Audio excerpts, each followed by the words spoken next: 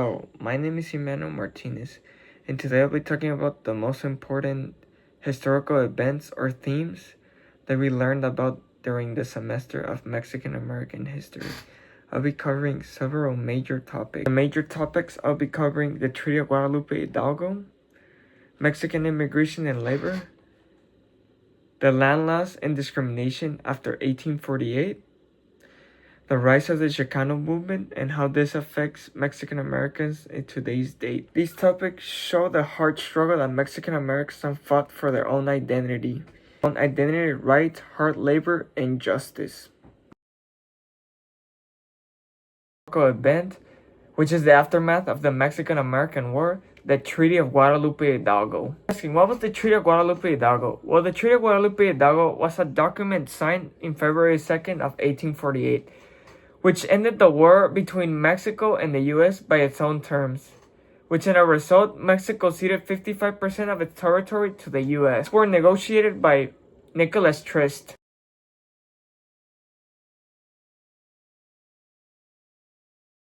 As a result of the Treaty of Guadalupe Hidalgo, Mexican Americans faced discrimination in their everyday lives, on land claims, and on court. Even if they had the documents to prove that it was their land, they still lost their land thanks to the California Land Act of 1851, which is a rigorous, long, and very expensive process. You can see this treaty cemented the relationship between Mexico and America for future generations. The land loss and discrimination after 1848. So after the Treaty of Guadalupe was signed, things didn't get easier. Mexican Americans started losing a lot of land, even if they had the legal documents proving it was their land. But courts were biased, laws changed, and honestly, a lot of it came down to plain out discrimination. Americans weren't just losing money, they were also losing land, which meant losing power, losing a voice, and losing part of their identity. And on top of that, we learned about how Mexican Americans face segregation in schools, public places, kind of like what African Americans faced in the South. All of this created a lot of frustration and inequality that built up over the next few years. As a result of this land loss and discrimination after 1848, the Mexican Americans started migrating for labor. As a lot of Mexican families came to the U.S. in the early 1900s because of the Mexican Revolution, and because also a lot of jobs were available during the time, especially in farming, railroads, and mining. Thus, later came the Reserva program during World War II, where the U.S. actually brought in Mexican workers over because they needed help with their agriculture. These programs sounded good at first, but most Reservas were treated horribly. Low pay, long hours, and unsafe conditions. But even with all these challenges, Mexican workers kept the economy growing. They were essential to the economy in the U.S., and this pattern hasn't really changed in modern times. Mexican labor has always played a huge role in the U.S., as they can get low payment and nobody would care because they're always discriminated. So, in Galarza's words, he argues that the Reserva program was a government-sanctioned mechanism that created and maintained a highly exploited temporary workforce, which he worked tirelessly to expose and end, which basically means it's like a mini work camp where you get exploited with low pays and low wages, like you don't get paid nothing. This is my favorite theme or historical movement of the semester. Learning about the Chicano movements during the 1960s and the 1970s. The Chicano movement started when Mexican American students and activists said, okay, enough is enough. So they started creating their own movement as they fought for better schools, fair treatment, civil rights, and respect for their culture. We learned through textbooks about the East LA walkouts, where students demanded better education, more representation in textbooks, and teachers who actually understood their own community, Chicanos. But then you had leaders like Cesar Chavez and Dolores Huertas organizing farm workers so that they could finally get fair pay and safer working conditions. I covered before on the Bracero program where the work conditions were horrible and the pay was horrendous. The whole Chicano movement was about building an identity, having a pride, and standing up for Mexican American rights.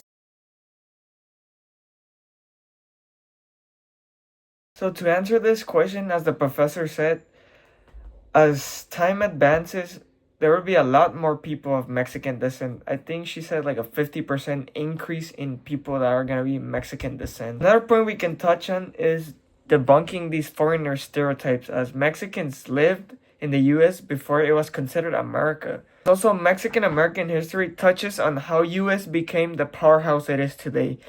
It talks about our ancestors. It talks about how the market has grown in a bunch of ways. From a simple market into a complex global market built upon capitalism. And how these things surged, how our political states became, how our territory grew and expanded in a way. You cannot talk about the history of American West without talking about Mexico's history. This class is also important because we're going to have way more bilingual speakers and way more people that have two cultures, which is Mexico and American culture. So learning about our roots and our ancestry is important for us to know where we came from. So by the year 2050, it would look a lot more different than 1950, as Mexican American history might give us an insight in a historical context on what the US and Mexico was before. Today, the same themes still show up. Immigration is still a huge debate because many immigrants immigrate to the US illegally or legally. Discrimination still exists. Education and political representation are still challenges in some areas of the US and in the world. But at the same time, Mexican culture is stronger than ever. As in music, food, art, sports, and in politics, you see it everywhere. So even though the struggles are still there, the community has also created a lot of positive change going forward. And well, for my answer, I would say yes. Because it is likely that Chicana studies might be needed by the year 2050.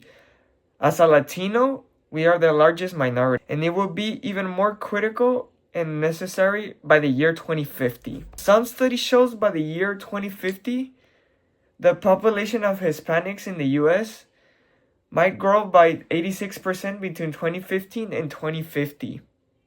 Also, by 2050, the success of economics will be linked to the growth in Latino population. As in conclusion, the Chicana studies is not just a study of niche story. It is a critical tool for understanding the coming American majority, as Chicanos have played a foundational role in the country's future by 2050.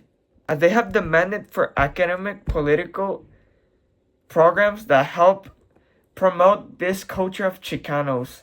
As in history, they have helped us a lot.